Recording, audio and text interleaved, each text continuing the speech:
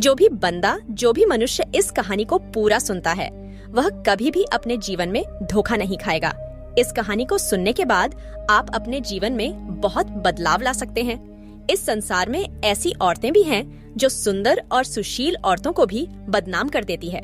हो सके तो कहानी को पूरा सुनिएगा, और आप कहानी को पूरा सुनेंगे तो आपको कहानी का मतलब समझ में आएगा। इससे पहले कि आप इस कहानी में खो जाएं, चैनल को सब्सक्राइब करना ना भूले। चलिए कहानी शुरू करते हैं। बहुत समय पहले की बात है। किसी राज्य में एक राजा रहा करता था। वह राजा बहुत ही धर्मात्मा राजा था। उसकी राज्य की चर्चाएं बहुत दूर दूर तक फैली हुई थीं। उस एक राजा का पुत्र था जिसकी उम्र कुछ ज्यादा नहीं थी, 12 या 13 वर्ष होगी। वह राजकुमार बड़ा ही सुंदर था। राजा उसकी शादी कर देता है। जब राजा ने उसकी शादी की तो राजकुमार मात्र 14 वर्ष का था। तभी उसकी शादी कर दी। राजा अब बूढ़ा हो चुका था। एक दिन राजा ने सोचा कि अपने राजकुमार को अब राजा बना देते हैं, क्योंकि उस राजकुमार ने कई शादियां की थीं, और पहले के राजाओं में यही नियम था कि राजा जितनी चाहे उतनी शादी कर सकता था। वह राजा अपने पुत्र को राजा बना देता है। उसकी शादी हो चुकी थी, और एक नहीं, राजकुमार की 7 शादी हो चुकी थी। वह राजकुमार जो कि राजा बना था, अपनी पढ़ाई लिखाई फिर भी कर रहा था। वह रोज गुरुकुल पढ़ने के लिए जाया करता था कि एक दिन की बात है, जब वह राजकुमार पढ़ने के लिए विद्यालय जा रहा था तो रास्ते में उसे एक पनिहारी मिली। वह पनिहारिन भी बहुत सुंदर थी। उस पनिहारिन ने राजकुमार से पूछा कि हे राजा, आप रोज कहाँ जाते हैं? राजकुमार कहता है कि मैं रोज पढ़ने के लिए, विद्या ग्रहण करने के लिए अपने गुरु के पास जाता हूँ। तो वो कहती हैं, ये तो अच्छी बात है, लेकिन ये बताइए, आपने त्रिया चरित्र पढ़ा है? राजकुमार कहता है कि नहीं, मैंने यह कभी नहीं पढ़ा। फिर पनिहारीन कहती हैं कि आप त्रिया चरित्र अवश्य पढ़ो। राजकुमार कहता है कि यह त्रिया चरित्र क्या होता है? पनिहारीन ने कहा कि आप यह बात अपने गुरु से जाकर पूछना और त्रिया चरित्र अवश्य पढ़ना। राजकुमार कहता है कि मैं आज ही जाऊंगा और अपने गुरु से जाकर पूछ लूंगा कि आपने मुझे त्रिया चरित्र क्यों नहीं पढ़ाया। इतनी बात कहने के बाद वह राजकुमार वहाँ से चल देता है। वह पनिहारिन की बात सुनकर वह राजकुमार गुस्से में था। उसकी आंखें लाल थीं। वह अपने गुरु के पास जाकर प्रणाम करता है। गुरुजी ने पूछा कि बेटा क्या हुआ, आज तुम क्रोध में दिखाई दे रहे हो और तुम्हारी आंखें लाल क्यों हैं? क्या बात है, मुझे बताओ। राजकुमार ने क्रोध में जवाब दिया कि गुरुदेव, आपने मुझे त्रिया चरित्र क्यों नहीं पढ़ाया? यह बात आपने क्यों छुपाई? त्रिया चरित्र के बारे में मुझे बताया क्यों नहीं? गुरु कहते हैं कि बेटा, तुम त्रिया चरित्र नहीं पढ़ पाओगे, क्योंकि त्रिया चरित्र पढ़ना खतरे से खाली नहीं होता है, और जब तुम त्रिया चरित्र पढ़ोगे तो उसमें तुम्हारी जान भी जा सकती है। राजकुमार कहता है कि गुरुदेव, आप इसकी चिंता न करें, अपनी रक्षा हम स्वयं कर लेंगे, आप केवल मुझे त्रिया चरित्र पढ़ाइए। गुरुदेव कहते हैं कि ठीक है। अब तुमने हट कर ही ली, तो वो उसे त्रिया चरित्र पढ़ाने लगते हैं। त्रिया चरित्र पढ़ते पढ़ते राजकुमार को 1 साल हो गए, और जब 1 वर्ष हो गया तो गुरु ने कहा कि बेटा, अब तुम्हारी पढ़ाई पूरी हो चुकी है, अब तुम घर जा सकते हो और आराम से अपने राज्य को चला सकते हो। अब तुम्हें यहाँ आने की कोई आवश्यकता नहीं है। राजकुमार कहता है, ठीक है गुरुदेव। राजकुमार जैसे ही जाने को होता है, गुरुदेव उसे रोक लेते हैं और कहते हैं, बेटा, मैं तुम्हें एक ऐसा गुटखा देता हूँ। यह गुटखा जब तुम अपने कानों में लगाओगे तो कोई भी तुम्हें पहचान नहीं पाएगा और तुम उसे पहचान लोगे। राजकुमार वह गुटखा अपने हाथों में ले लेता है और गुरु ने कहा, इस गुट को ले जाओ और रात के 12 बजे आज ही के रात में अपने महल से निकलकर के जंगल की तरफ जाना और पूर्व दिशा की ओर जाना, और जब तुम पूर्व दिशा की ओर जाओ तो यह गुटखा अपने काम में लगा लेना और वहीं पर खड़ा हो जाना। वह राजकुमार कहता है कि ठीक है, ऐसा ही करूंगा। राजकुमार आ जाता है। जब रात के 12 बज जाते हैं तो उस राजकुमार की 7 पत्नियां सो जाती है। आधी रात के समय वह राजकुमार अपने हाथों में गुटखा लेकर महल से जंगल की तरफ चल देता है। राजा जंगल में पूर्व दिशा की ओर जाता है और वहां जाकर अपने कानों में गुटखा लगा लेता है और वहीं पर खड़ा हो जाता है। तो उसने क्या देखा? उसने देखा कि वही पनिहारीन जो मुझे रास्ते में मिली थी, वही पनिहारीन एक थाली में खाना लेकर जंगल को जा रही है वहाँ थोड़ी ही दूरी पर एक संत अपनी कुटिया में रहते थे। वह पनिहारिन संत के पास खाना लेकर जा रही थी। राजा ने देखा कि यह तो वही पनिहारिन है जिसने मुझसे कहा था कि त्रिया चरित्र की पढ़ाई पढ़ो, लेकिन पनिहारिन उस राजा को नहीं पहचान पाई क्योंकि राजा के कानों में घुटका लगा हुआ था। घुटका लगने की वजह से राजा किसी को भी पहचान सकता था। राजा ने अपने मन में सोचा कि चलो उसके पीछे चलते हैं कि यह आधी रात को भोजन लेकर संत कुटिया की तरफ क्यों जा रही है, इसका क्या कारण है। वह राजा भी उसके पीछे पीछे छुपता हुआ चल दिया। अब वह पनिहारिन उस कुटिया में उस साधु के वहाँ पहुँचती है। उस बाबा के पास जादू की पोटली थी। वह बाबा जादूगर था। राजा पीछे पीछे गया और वह छुप करके देख रहा था कि वह पनिहारिन और को बाबा क्या करेंगे। बाबा ने पनिहारिन से कहा, अरे पनिहारिन, पहले तू मुझे यह बता कि आज आने में इतनी देर कैसे लग गई। हाथ जोड़कर पनिहारिन कहने लगी कि महात्मा जी, मेरा विवाह हो चुका है और मेरे पति मुझे ले जाने के लिए आए हैं। हमें लेकर कल चले जाएंगे, इसीलिए हमें उन्हें सुलझाने में थोड़ी देर लग गई और यहाँ आने में भी देर हो गई। जब यह बात साधु ने सुनी कि इसका विवाह हो चुका है और इसका पति इसे लेने आया है, तो बाबा कहता है कि पनिहारिन, इसका मतलब है कि तुम अपने पति के साथ जाना चाहती हो, तो हमारे पास क्यों आई हो। पनिहारिन कहती हैं कि मैं आपके बिना नहीं रह सकती हूँ, मैं आपके बिना नहीं जी सकती हूँ। तो बाबा कहता है कि हे पनिहारिन, इसके लिए तुम्हें एक काम करना होगा। साधु एक बड़ा सा चाकू निकालता है और पनिहारिन से कहता है कि हे पनिहारिन, जाओ अपने पति के गर्दन काटकर यहाँ लेकर आ जाओ। अपने उस पति को मार दो जो हमारे और तुम्हारे बीच में दरार बन रहा है। तब मैं तुम्हें रख लूंगा, तुमसे विवाह करूंगा, तुम्हें अपनी पत्नी बनाऊंगा। बिना कुछ सोचे समझे वो चाकू को ले लेती है और दौड़ते हुए अपने घर जाती हैं और उसका पति सो रहा था।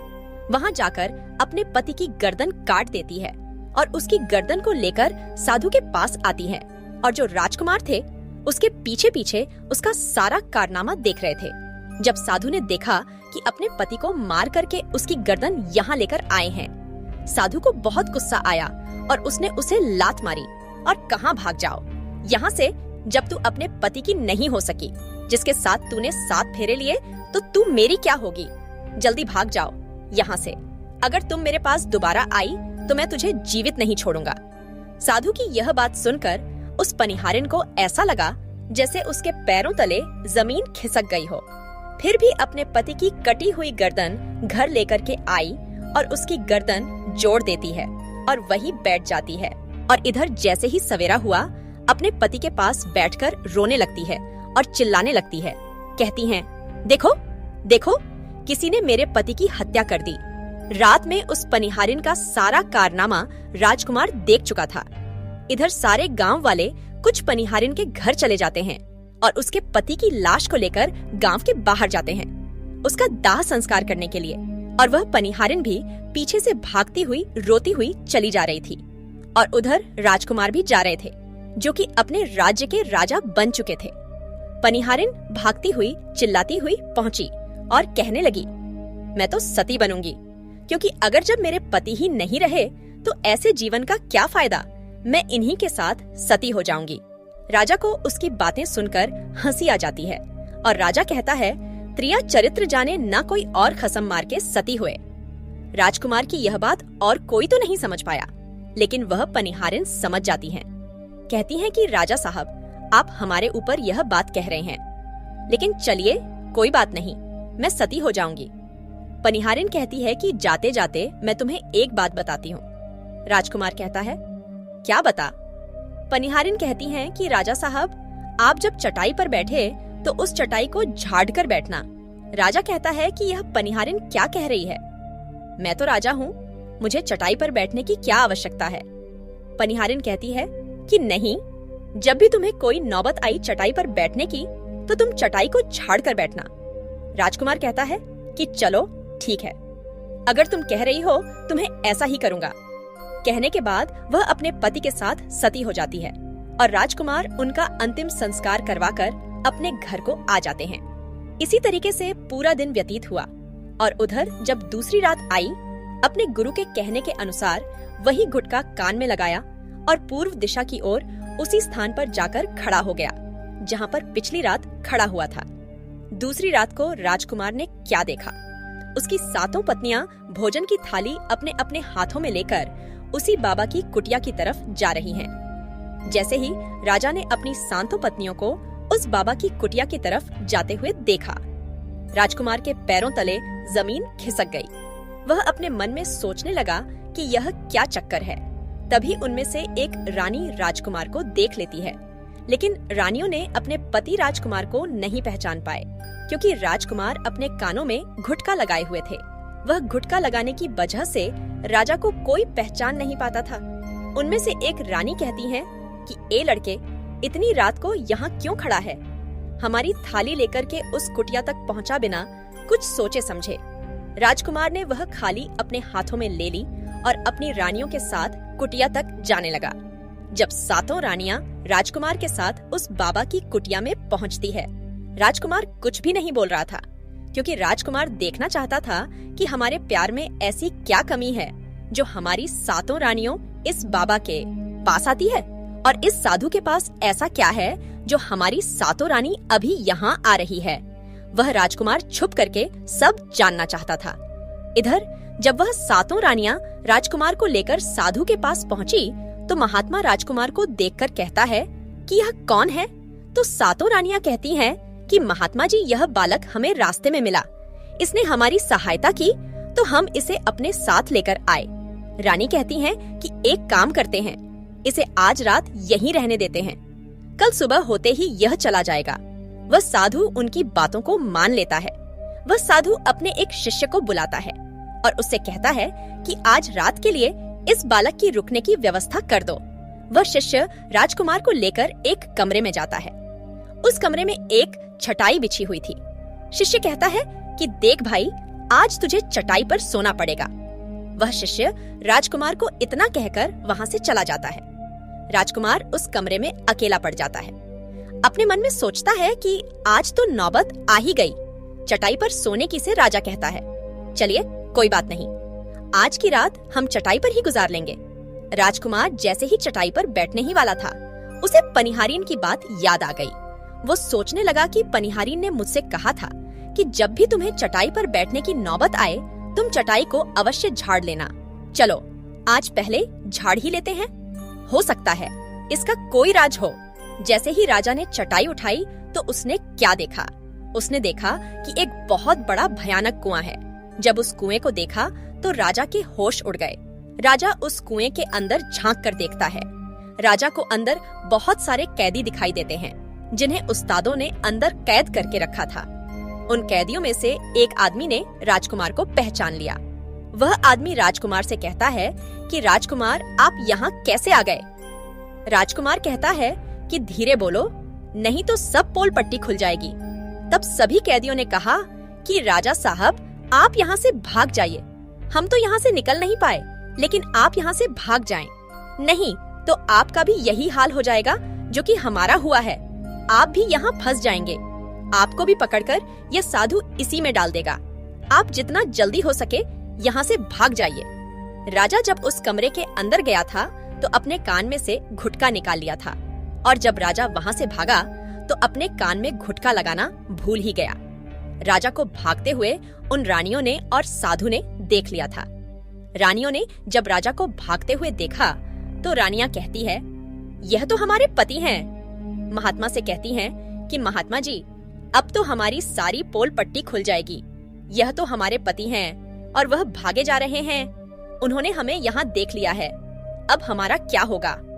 वह साधु कहता है कि तुम यहाँ क्या देख रही हो, जल्दी जाओ और अपने पति को पकड़कर लाना।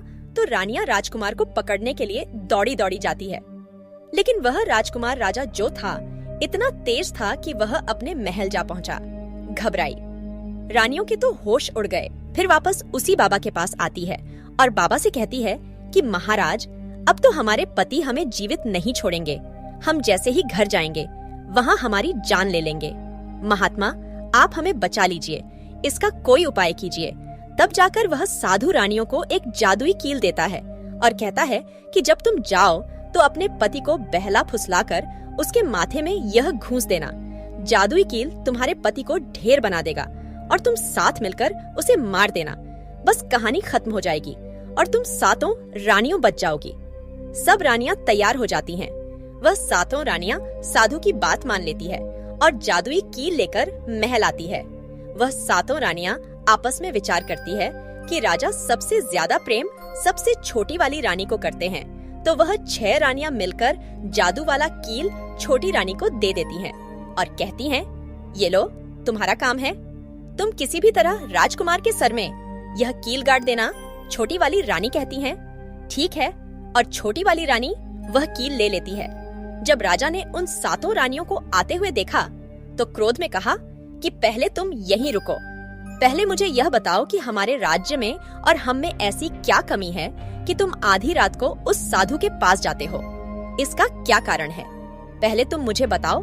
तो सातों रानियों हाथ जोड़कर कहती हैं कि महाराज, हमें माफ कर दीजिए। हमें लगता है कि उस साधु बाबा ने हम पर कोई जादू टोना कर दिया था, इसीलिए हमसे ऐसी गलती हो गई। आइंदा ऐसी गलती हमसे कभी नहीं होगी। छोटी रानी की ऐसी बातें सुनकर राजा उनकी बातों को मान लेता है, क्योंकि वह राजा छोटी रानी से बहुत प्रेम करता था।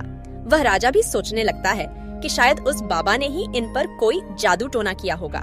अपनी सातों पतियों को माफ कर देता है और कहता है, ठीक है, तुम अपने कमरे में चली जाओ। सबसे छोटी रानी, जिससे राजकुमार बहुत प्रेम करता था, वह राजकुमार को खाना खिलाती है और राजकुमार को सुला देती है। जब वह राजा सो गया तो वहाँ 6 रानियां भी वहीं आ जाती है। सबसे छोटी रानी जो थी वह जादुई कील निकालती है और राजा के सर में तो देती है। छोटी रानी ने कील जैसे ही ठोकी, राजा पूरा तेजी से उठा, लेकिन इतने समय में वह ढेर बन चुका था। अब उस राजा में इतनी शक्ति नहीं थी कि उन रानियों से मुकाबला कर सके। वह सातों रानियां उस राजा को पकड़ने लगी। राजा फिर भी हिम्मत नहीं हारा। अपने महल की खिड़की से कूदकर राजा भागते भागते अपने गुरु के पास पहुंच गया और कहने लगा कि गुरुजी, मुझे माफ कीजिए, मेरी जान बचाइए, नहीं तो मैं मारा जाऊंगा। गुरु कहते हैं कि बेटा, मैंने तुमसे कहा था कि तुम त्रिया चरित्र मत सीखो, इसमें जान भी जा सकती है। अब सीखो, त्रिया चरित्र देखा।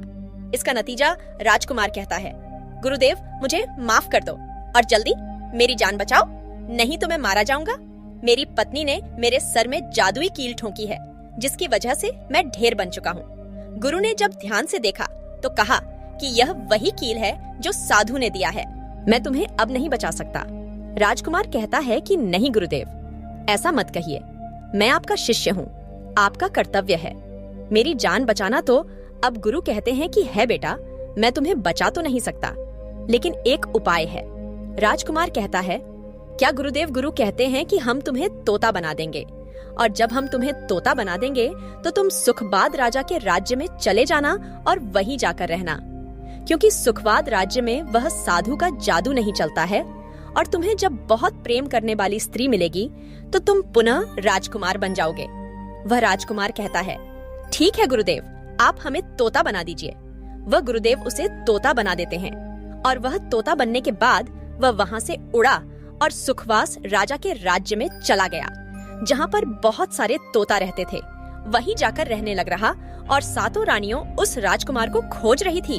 जब राजकुमार नहीं मिला तो फिर से उस बाबा के पास जाती हैं और कहती हैं कि बाबा जी, वह रात को राजा भाग चुका है, आप अपनी पोटली निकालिए और देखें कि वह कहाँ है। वह महात्मा अपनी पोटली खोलता है और देखने लगता है कि वह राजकुमार तोता बन करके सुखराज राजा के राज्य में रह रहा है। वह साधु यह सारी बात रानियों को बताता है तो रानियां कहती हैं कि स्वामी, अब क्या करें? वह साधु कहता है कि अब तुम अपने राजमहल में जाओ और जाकर की घोषणा कर दो कि जो भी तोता पकड़ करके लाएगा, हम उसे 5 सोने के सिक्के देंगे। सातों रानियों अपने महल पहुंचते हैं और वहाँ पर घोषणा कर देती है कि सभी बहेलियां से कह दो कि जो भी तोता पकड़ कर लाएगा, हम उसे 5 सोने के सिक्के देंगे। उस राज्य के जितने बहेलियां थे, तोता पकड़ने के लिए चारों तरफ घूमने लगते हैं, और जो भी तोता पकड़ते लेकर के रानी के पास जाते और 5 सोने के सिक्के ले लेते थे और वहाँ से चले जाते, और वह सातों रानियां उस तोते को मार देती। ऐसे ही धीरे धीरे बहुत समय निकल गया, और यह राजकुमार जो तोता बनकर जहाँ गया था, वहाँ सारे तोताओं से बहुत अच्छी अच्छी बातें करता था उन्हें बहुत ज्ञान की बातें बताता था। तो सारे तोता को लगा कि यह तोता तो बहुत समझदार है, यह तोता तो बहुत अच्छी अच्छी बातें करता है, इसे हम अपना राजा बना लेते हैं। सभी तोता मिलकर उसे राजा बना लेते हैं। राजकुमार सभी तोताओं का राजा बन जाता है और वहीं छुपकर रहने लगता है। एक बहेलिया तोता पकड़ते पकड़ते सुखलाल राजा के राज में पहुंच जाता है और वह उसी पेड़ के पास पहुंच जाता है जहां पर वह राजकुमार तोता बनकर छुप कर रहता था। जब उस बहेलिया ने इतने सारे तोते को देखा तो अपने मन में सोचा कि अगर हम इतने सारे तोते पकड़कर रानी के पास ले जाएंगे तो हमें बहुत सारी सोने के सिक्के मिल जाएंगे। लेकिन वह पहेलियां सोचता है कि हम इतने सारे तोताओं को पकड़ेंगे कैसे, जिस पेड़ पर वह तोता रहते थे। जैसे ही सुबह हुई उस पेड़ से सारे तोता उड़कर दाना पानी के लिए बाहर चले जाते हैं और इधर बहेलिया क्या करता है, चाकू से पेड़ पर चारों तरफ कट लगा देता है जिससे कि पैसे बहुत सारे गोंद निकल जाते हैं। पेड़ के चारों तरफ ही गोंद हो जाते हैं। जो लोग गोंद के बारे में नहीं जानते, मैं उन्हें बता दूं कि हर पेड़ पर एक प्राकृतिक गोंद निकलता है जिससे हम कुछ भी चिपका सकते हैं। तो दोस्तों, अब वह पेड़ के चारों तरफ गोंद ही हो जाते हैं। अब बहेलिया सोचता है कि जब भी वह सारे तोते आएंगे, इस पेड़ पर बैठेंगे, वह सभी इस पेड़ में चिपक जाएंगे और मैं आसानी से उन्हें लेकर चला जाऊंगा। बहेलिया वहीं छिप करके देखने लगा और जब शाम हुई सारे तोता वापस आए और वह तोता जैसे ही पेड़ पर बैठे सभी का पैर उस गोंद में चिपक गया क्योंकि पूरे पेड़ में गोंद ही गोंद लगा हुआ था। अब तो सारे तोते परेशान हो गए। उनमें राजकुमार अभी जो तोता बना हुआ था वह भी चिपक गया था। सारे तोते राजकुमार से कहते हैं, क्योंकि सारे तोते राजकुमार को अपना गुरु मानते थे, कि आप कुछ भी सोचो, हम सबको बाहर निकालो, नहीं तो सुबह तक वह बहेलिया आएगा और हमें पकड़ कर लेकर चला जाएगा। वह राजकुमार कहता है कि तुम बिल्कुल चिंता ना करो, जब वह सुबह बहेलिया आएगा तो तुम सभी ऐसा करना कि उस बहेलिया को लगे कि सारे तोते मर चुके हैं, और जब सभी तोते को पेड़ से छुड़ाकर नीचे फेंक दें तो सभी उड़कर भाग जाना। सभी तोता कहते हैं कि ठीक है। गुरुदेव सुबह हुई जैसे ही बहेलिया पेड़ के पास पहुंचा, सभी तोता ऐसे लटके हुए थे जैसे कि वह सभी मरे हुए हैं। जब बहेलिया तोतों को देखा तो सोचा कि अरे क्या हो गया, या तो सभी मर गए, अब हमें सोने के सिक्के कैसे मिलेंगे। फिर बहेलिया ने सोचा कि चलो अब इन्हें छुड़ा ही देते हैं, इतना तो उपकार इन पर कर ही सकते हैं। बहेलिया पेड़ पर चढ़ा और उनको छुड़ाकर नीचे फेंकने लगा। बहेलिया ने सभी तोते को छुड़ाकर नीचे फेंक दिया, लेकिन जो राजकुमार था, जो तोता बना हुआ था, वह वहीं पर रह गया और नीचे जितने भी तोते थे वह सभी उड़कर भाग गए। बहेलिया नहीं सोचा, अरे यह क्या हुआ, इस पर सिर्फ एक ही होता है जो कि मरा लटका हुआ है, और जितने तोते को मैंने छुड़ाकर नीचे फेंके वह सभी उड़कर भाग गए। बहेलिया ने सोचा, इसका मतलब यह सारे तोताओं ने मिलकर मेरे साथ धोखा किया है। अब वह राजकुमार जो था, जो तोता बना हुआ था, वही सिर्फ पेड़ पर लटका हुआ था। वह बहेलिया कहता है कि यह सब तुम्हारी चाल है, चलो अब मैं तुम्हें लेकर जाऊंगा और रानी के हाथ बेच दूंगा और मुझे 5 सोने के सिक्के मिल जाएंगे। और इधर वह बहेलिया उस तोता को बेचने के लिए रानी के पास जाने लगता है।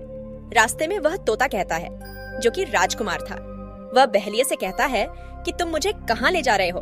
तो वह बहेलिया कहता है, मैं तुम्हें बेचने के लिए रानी के पास ले जा रहा हूँ, अगर मैं तुम्हें वहाँ भेजूंगा तो मुझे 5 सोने के सिक्के मिलेंगे। वह राजकुमार कहता है कि मैं अगर तुम्हें 50,000 सोने के सिक्के दिलाऊं तो क्या तुम मुझे नहीं बेचोगे। बहेलिया कहता है, तू मुझे 50,000 सोने के सिक्के कैसे दिलाएगा। तोता कहता है कि राजा सुखलाल के यहाँ एक बहुत बड़ा मेला लगता है, तुम मुझे वही बेचो, मूल में स्वयं बताऊंगा। बहेलिया उस तोते की बात मान लेता है और रानी के पास बेचने की जगह राजा के राज्य में मेले में तोता को बेचने चला जाता है। और राजा के राज्य में यह नियम था, अगर किसी व्यक्ति का सामान शाम तक नहीं बिके तो वह राजा स्वयं आकर उसे खरीद लेता था। बहेलिया उस तोते को लेकर बाजार में पहुंचा हुआ था। जब कोई व्यक्ति उस तोते को खरीदने आता तो वह पूछता कि यह कितने का है, तो वह बहेलिया कहता है कि तोता अपना दाम स्वयं बताएगा। तो वह तोता अपना दाम इतना बता देता कि कोई भी व्यक्ति उसे खरीद ही नहीं पाता। ऐसे ही करते करते शाम हो गई। अब शाम हो गई था, सभी अपने अपने दुकान लेकर चले गए। सभी का दुकान उजड़ गया था। बस एक बहेलिया और एक तोता ही रह गए थे। इधर राजा ने अपने सिपाहियों को आदेश दिया कर जाओ, देखकर आओ किसी का सामान तो नहीं रह गया है। जब राजा के सिपाही आए तो उन्होंने देखा कि एक बहेलिया तोता को लेकर बैठा हुआ है। सिपाही बहेलिया से कहते हैं कि हे बहेलिया, तुम्हारा तोता क्यों नहीं बिका? तुम इसे कितने में बेच रहे हो? तुम्हें तोता कहता है कि जो इन्हें 50,000 सोने के सिक्के देगा वही मुझे खरीद पाएगा। उस तोते की बात सुनकर वह सिपाही आश्चर्य में पड़ जाते हैं। सोचते हैं, अरे यह तोता तो अपना मूल्य स्वयं बताता है। राजा के पास जाते हैं और राजा को सारी बात बताते हैं और कहते हैं एक बहेलिया एक तोता लेकर बैठा हुआ है, लेकिन वह तोता अपना अमूल्य स्वयं ही बताता है। वह इतना महंगा बताता है, शायद इसीलिए उसे कोई खरीद नहीं सका। राजा सिपाहियों से पूछता है कि वह अपना मूल्य कितना बता रहा है, तो सिपाही कहते हैं अपना मूल्य 50,000 सोने के सिक्के बता रहा है। चलिए हम खरीदेंगे, अगर नहीं खरीदेंगे तो हमारे बदनामी होगी कि राजा के बाजार में बिका नहीं। और वह नाराज होकर चला गया। राजा अपने मंत्रियों के साथ अपने रथ पर सवार होकर बाजार में पहुंचता है। कहता है इसका क्या मोल है? हाथ जोड़कर कहता है कि राजा साहब अपना मोल तोता स्वयं बताएगा। वह राजा फिर तोते से पूछा तो तोता कहता है कि राजा साहब जो इन्हें 50,000 सोने के सिक्के देगा वही मुझे खरीद पाएगा। अपने सिपाहियों से 50,000 सोने के सिक्के मंगवाता है और बहेलिये को पकड़ा देता है और तोता को लेकर अपने महल चला जाता है। वह बहुत ही बुद्धिमान था, क्योंकि वह राजा था। वह तोता राजा को बहुत अच्छी अच्छी बातें बताने लगा। जब राजा पर कोई खतरा आने वाला होता तभी वह तोता बता देता कि राजा साहब आप पर यह खतरा आने वाला है। सब उस तोते से बहुत अधिक प्रेम करने लगते हैं।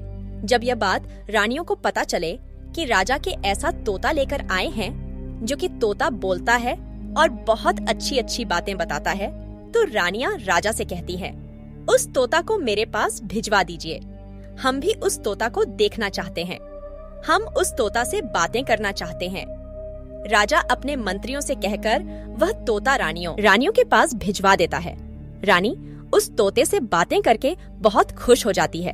वह रानी भी तोते से बहुत प्रेम करने लगती है और कहती है कि वाह रे तोता, इसीलिए तुझे राजा साहब ने 50,000 सोने के सिक्के देकर खरीदा है। राजा की एक पुत्री थी जो कि बड़ी सुंदर थी। रानी अपनी पुत्री से कहती है कि आज से तुम ही इस तोते का ध्यान रखोगे और कल तुम इसे अच्छे से धोकर नहला देना। वह राजकुमारी भी उस तोते से बहुत प्रेम करती है। जैसे ही सुबह हुआ, राजकुमारी उस तोते को लेकर नहलाने जाती है। राजकुमारी उसे नहला रही थी तो उसने देखा कि तोता के सिर पर कील सा कुछ लगा हुआ है। राजकुमारी उस कील को निकाल देती है। राजकुमारी जैसी ही कील को निकालती है, वह तोता पहले वाला एक सुंदर सा राजकुमार बन जाता है। उसे देखकर घबरा जाती है। राजकुमार कहता है कि तुम घबराओ नहीं, यह कील वापस से मेरे सर में तो दो, मैं फिर से तोता बन जाऊंगा और इसके बारे में मैं तुम्हें रात्रि में बताऊंगा। तुरंत ही वह राजकुमारी वह कील राजकुमार के सर में लगा देती है। तुरंत ही वह तोता बन जाता है। रात को राजकुमारी तोते को लेकर अपने कमरे में जाती है और उसके सर से कील निकाल देती है। वह तो फिर से राजकुमार बन जाता है। वह राजकुमार अपनी सारी दास्तां उस राजकुमारी को बताता है और कहता है, माफ करना, यह दास्तान तुम किसी को बताना नहीं तो मेरी जान चली जाएगी। राजकुमारी इसके बारे में अपनी माता और पिता को नहीं बताती है। दिन भर वह तोता रहता है और रात को राजकुमारी उस तोते को अपने कमरे में ले जाती और उसके माथे से कील निकाल देती। वह राजकुमार बन जाता और रात में वह दोनों साथ में ही रहते और ऐसे ही धीरे धीरे समय निकलता गया। राजकुमारी को राजकुमार से प्रेम हो जाता है। इधर क्या हुआ, जो राजकुमार की पत्नियां थी वह बहुत सारे तोते मरवा देती हैं, लेकिन जो राजकुमार तोता बना हुआ था वह उन्हें नहीं मिलता है और वे उसी साधु के पास जाती हैं और कहती हैं कि है महात्मा, हमारे पति तो अभी तक हमें नहीं मिले, हम अब क्या करें, उन्हें कैसे मारे? वह साधु फिर से अपनी पोटली खोलता है और देखता है कि वह राजकुमार अभी तक तोता बनके राजा के घर में रह रहा है। वह साधु रानियों से कहता है कि तुम एक काम करो कि तुम नृत्य कला सीखो।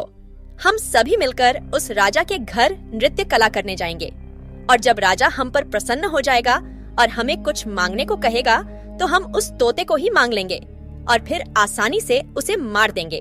धीरे धीरे समय बीता, साधु तबला बजाता और सातों रानी पूरी तरह से नृत्य कला सीख चुकी थी। अब साधु को लगा कि हम सफलता प्राप्त कर सकते हैं और उस तोते को उस राजा से मांग सकते हैं। साधु का भेष बदलकर के उन सातों रानियों को नृत्य कला वाली स्त्री बनाकर के राजा सुखपाल के दरबार में पहुंच गया।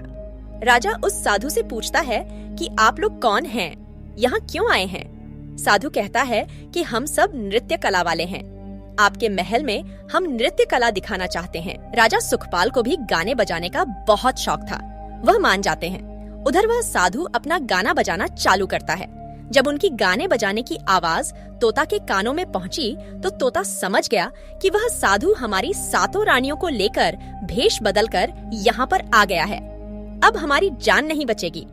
जब रात हुई तो राजकुमारी उस तोते को लेकर अपने कमरे में जाती है। उस तोते के सर से कील निकालती है और वह तोता राजकुमार बन जाता है।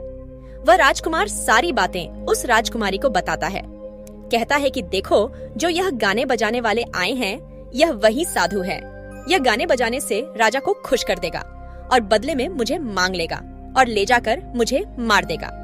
वह राजकुमार कहता है कि सुनो राजकुमारी, जब राजा आदेश दे कि तोता को लेकर आओ तो तुम मुझे मत देना। जब राजा खुद यही मुझे लेने आए तब भी तुम मुझे मत देना। कहना कि तोता को नहीं दूंगी, और जब राजा न माने, राजा तुमसे जिद करें और मुझे मांगे, तब तुम गुस्से में आकर के पिंजरे को फेंक देना। उसके बाद अपने बचने का रास्ता हम स्वयं ही ढूंढ लेंगे। राजकुमारी कहती हैं कि ठीक है। वहाँ पूरी रात गाना बजाना हुआ तो राजा प्रसन्न होकर उन्हें कहते हैं कि मांगो, क्या मांगना चाहते हो? वह साधु कहता है कि जो आपके पास तोता है जो आप कुछ दिनों पहले ही खरीदे हैं, वह तोता आप मुझे दे दो। राजा कहता है ठीक है। राजा अपने मंत्री को आदेश देता है कि जाओ उस तोते को लेकर आओ। मंत्री राजकुमारी के पास पहुंचता है और कहता है कि यह तोता मुझे दे दो। राजकुमारी कहती है नहीं, मैं तो नहीं दूंगी। मंत्री कहता है कि देखिए, आप जिद मत कीजिए। राजकुमारी कहती है कि तुम जाओ और मेरे पिताजी को यहाँ भेज दो, वह आकर इसे ले जाएंगे। मंत्री राजा को जाकर सारी बात बताता है। राजा स्वयं यही आता है। उस तोते को लेने के लिए वह राजा जाकर कहता है कि बेटे, यह तोता मुझे दे दो। यह नृत्य कला वाले को देना है जो रात भर यहाँ गाना बजाना किए हैं। यह उन्हें देना है। तो राजकुमारी कहती है कि पिताजी, यह तोता मैं नहीं दूंगी। क्रोध में आकर राजा कहने लगा कि बिटिया, कैसी बातें कर रही हो? इसे देने का मैंने वादा किया है। जब राजकुमारी ने राजा को क्रोध में देखा तो राजकुमारी को भी गुस्सा आ गया और राजकुमारी गुस्से में पिंजरे को जमीन पर फेंक देती है। वह पिंजरा जैसे ही जमीन पर गिरा वह टूट गया और तोता जो था वह सरसों का दाना बन गया। यह देखते ही साधु तुरंत कबूतर बन जाता है और उस दाने को चुगने के लिए झुकने लगता है। उसमें से जो एक दाना था बस वही राजकुमार था। एक नाली में जाकर गिरता है। जैसे ही वह दाना नाली में गिरता है, राजकुमार बाज बन जाता है और एकदम से कबूतर पर झपटता है और उसे मार देता है। इस तरह से उस साधु की मृत्यु हो जाती है। राजा यह सब देखकर आश्चर्यचकित हो जाता है। उस कबूतर को मारकर फिर से तोता बन जाता है और जो राजकुमारी थी उस तोते से कील निकाल देती है और वह फिर से पहले जैसा राजकुमार बन जाता है। वह राजकुमारी अपने पिता को सारी बात बता देती है। वह राजकुमार कहता है कि देखिए राजा साहब, मैं भी एक राजा हूँ और मैं आपकी बेटी से प्रेम करता हूँ और मैं उससे शादी करना चाहता। वह राजा अपनी पुत्री से पूछता है कि बेटी, क्या तुमसे शादी करना चाहती हो? राजकुमारी कहती है कि पिताजी, मैं इनसे प्रेम करती हूँ। राजकुमार उस राजा की पुत्री से विवाह करके अपने महल जाता है और जो उनके साथ पत्नी आती उनको पकड़बंदी गृह में बंद करवा देता है और खुशी खुशी उस राजकुमारी के साथ रहने लगता है। यही है त्रिया चरित्र की पढ़ाई, जिसे पढ़ने के बाद राजा को अपनी जान बचाने के लिए क्या क्या नहीं करना पड़ा। तो दोस्तों, आज की वीडियो कैसी लगी कमेंट करके जरूर बताएं। वीडियो पसंद आई हो तो लाइक करें और अपने दोस्तों को शेयर जरूर करें। मिलते हैं जल्द ही नई वीडियो के साथ। तब तक के लिए जय श्री कृष्ण मित्रों।